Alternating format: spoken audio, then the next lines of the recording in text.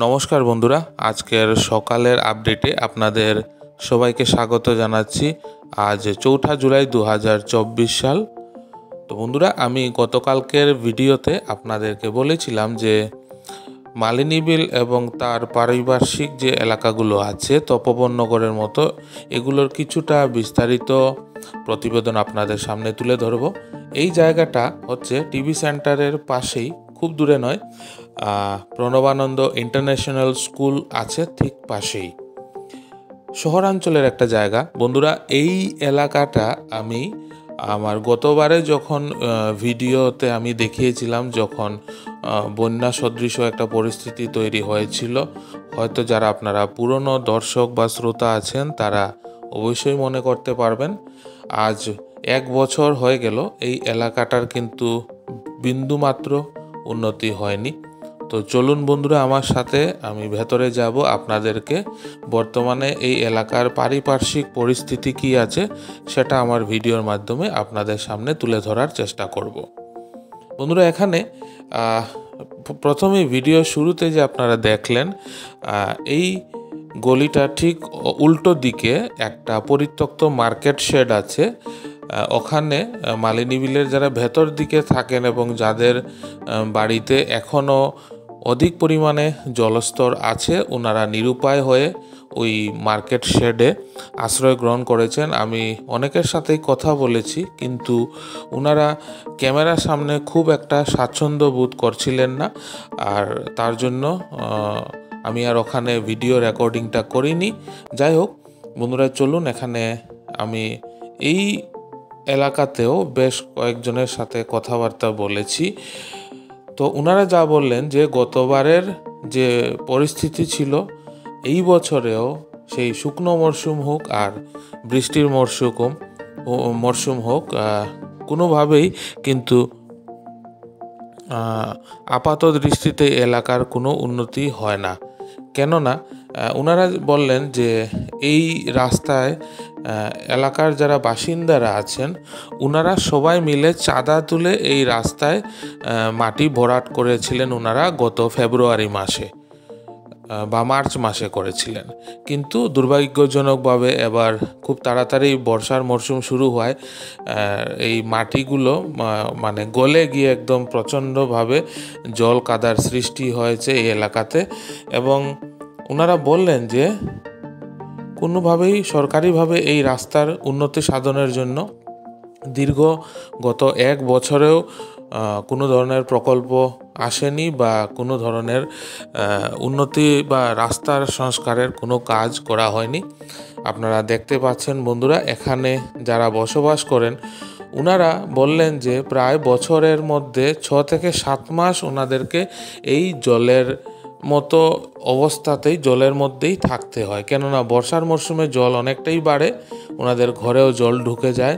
এবং শীতকালেও কিন্তু যে ওনারা এই পরিস্থিতি থেকে নিস্তার পান তা কিন্তু নয়। কেননা আপনারা সবাই জানেন যে পুরো শহর শিলচরের জল বিভিন্ন নালা সহযোগে কিন্তু মালিনী বিলে এসেই জমা হয়। তো শীতের মরশুমে রাস্তা এইভাবে প্লাবিত না থাকলেও বদ্ধ জলে প্রচণ্ড দুর্গন্ধ এবং নোংরা একটা অবস্থার সৃষ্টি হয়। আর ওনারা এই ক্লান্তিহীন মানে কি বলবো, সত্যি খুব অবর্ণনীয় একটা অবস্থা, তার সাথে ওনাদেরকে সহাবস্থান করতে হচ্ছে। আমি গতবারেও এই এলাকাটা দেখিয়েছিলাম, এবারেও আমি এসেছি, অনেকের সাথেই কথা বললাম, কিন্তু সার্বিক পরিস্থিতির কোনো উন্নতি হয়নি। ওনারা যারা এই এলাকার বাসিন্দারা আছেন ওনারা কিন্তু বেশ ক্ষুব্ধ। দেখুন বন্ধুরা, এখানে ডান দিকে যে রাস্তাটা গেছে এখান থেকে, বা সোজা যে রাস্তাটা গেছে, এদিকে প্রচুর জল এবং এদিকে রাস্তা বলতে আসলে কিচ্ছু নেই।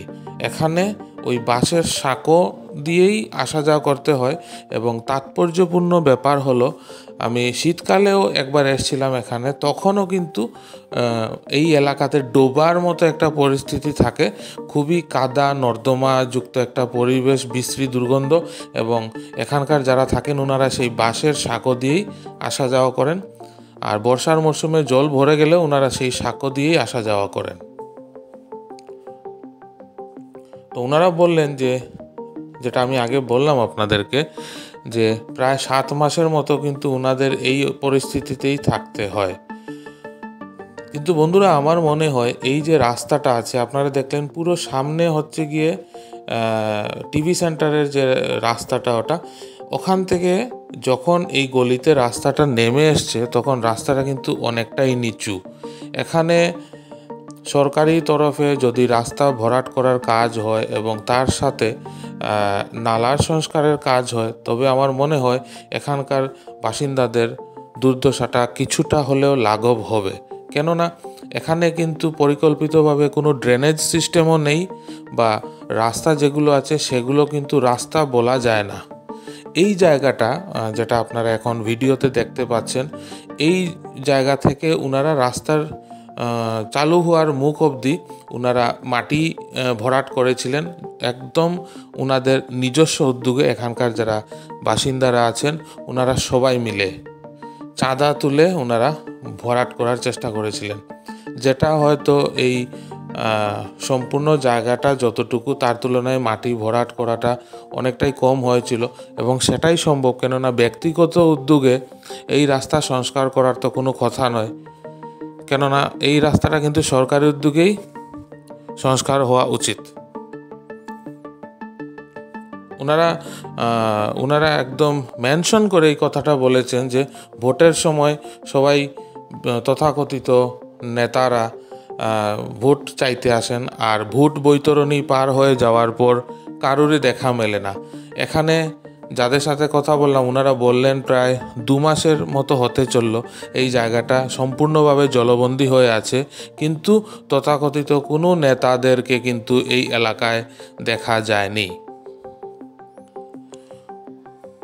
তো বন্ধুরা, আমি আজকে বিস্তারিতভাবে এই এলাকাটা শুধু আপনাদেরকে দেখালাম। আমি চেষ্টা করব যে জায়গাগুলোতে সমস্যা আছে, বা আপনাদেরও যদি জানা থাকে যে জায়গাগুলো যেখানে বিভিন্ন ধরনের মানে দুর্দশা হচ্ছে স্থানীয় বাসিন্দাদের, আপনারা অবশ্যই আমাকে ইনস্টাগ্রামের মাধ্যমে যোগাযোগ করতে পারেন। আমি অতই অবশ্যই আপনাদের জায়গায় পৌঁছে যাব। আপনাদের এলাকার সমস্যাগুলো আমার চ্যানেলের মাধ্যমে সবার সামনে তুলে ধরার চেষ্টা করব বন্ধুরা। তো আজকে সকালের আপডেট এতটুকুই থাক। আমি কিন্তু বন্ধুরা প্রতিটা জায়গায় যাব, প্রতি অঞ্চলে যাব, প্রত্যেকটা জায়গার খবর কিন্তু আমি তুলে ধরবো। আমাকে একটু সময় দিন, আমি একটার পর একটা করে নিশ্চয়ই প্রতিটা জায়গায় যাব। তো আজকের সকালের আপডেট আপনাদের কেমন লাগলো অবশ্যই কমেন্ট করে জানাবেন। যদি ভালো লাগে একটা লাইক করে দেবেন, আর আপনার চেনাশোনা সবার সাথে ভিডিওটা শেয়ার করবেন। আর যারা নতুন দেখছেন তারা প্লিজ চ্যানেলটা সাবস্ক্রাইব না করে যাবেন না, সাবস্ক্রাইব করে পাশে থাকা বেল আইকনটা প্রেস করে দেবেন, তাতে যখনই আমি আর একটা নতুন ভিডিও দেব তার নোটিফিকেশন সাথে সাথে আপনার কাছে চলে আসবে। আজ বিকেল ঠিক 5টায় আবার নতুন কিছু আপডেট নিয়ে আপনাদের সাথে দেখা হবে বন্ধুরা। ততক্ষণ আপনারা সবাই ভালো থাকবেন, সুস্থ থাকবেন। পাশে থাকার জন্য অনেক অনেক ধন্যবাদ।